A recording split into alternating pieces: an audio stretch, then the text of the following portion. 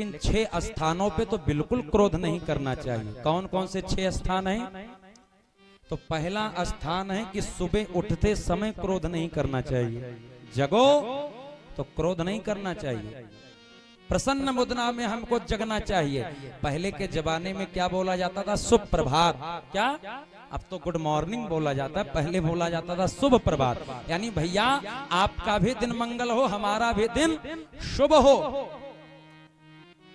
इसलिए सुबह उठते समय क्रोध नहीं करना चाहिए। दूसरा कहा, रात में सोते समय भी क्रोध नहीं करना चाहिए। प्रसन्न मुद्रा में आप सो, शुभ रात्रि, मंगलमय रात्रि हो, इस भाव से सोना चाहिए। ये दूसरा जगह है। तीसरा कहा, कहीं से भी घर में प्रवेश करो तो क्रोध भरे शरीर में प्रवेश नहीं करना चाहिए। घर में जब भी प्रवेश करो तो शांत दिमाग से प्रवेश करो।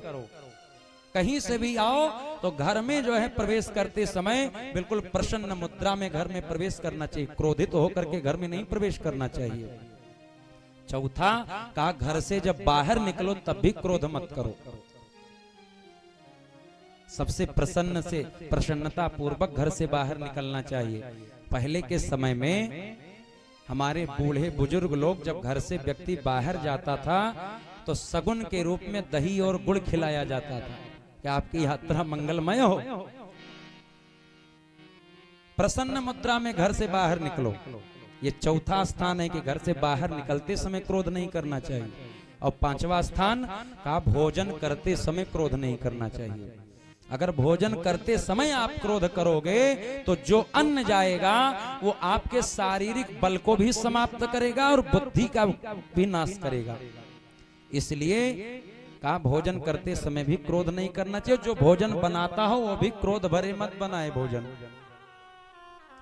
और छठा स्थान कौन सा है? तो कहा, पूजन पाठ कथा वार्ता में क्रोध नहीं करना चाहिए। पूजन करते समय क्रोध नहीं करना चाहिए। बहुत लोगों को हम देखते हैं, ध्यान तो पूजा में बैठे हैं लेकिन बरबराते रहते हैं, पता नहीं किसको क्या क्या बोलते रहते हैं पूजा करते समय, अपशब्द बोलते रहते हैं। हाथ जोड़े हैं भगवान के सामने, पंडित जी कह रहे हैं हाथ में अक्षत पुष्प लेकर के श्रद्धा पूर्वक भगवान का ध्यान करो। हाथ में अक्षत पुष्प है, शरीर भी वही है, लेकिन मन हमारा जो है क्रोध में भवन में घूम रहा है, इधर उधर भटक रहा है। हाथ में पंडित जी कह रहे हैं मधु चढ़ाओ, मधु यानी शहद चढ़ाओ, लेकिन वाणी में क्या है? नमक भरा है। काश हाथ में मधु है तो जुबान भी मधुर हो जाती, तो मधु का चढ़ाना सार्थक हो जाता।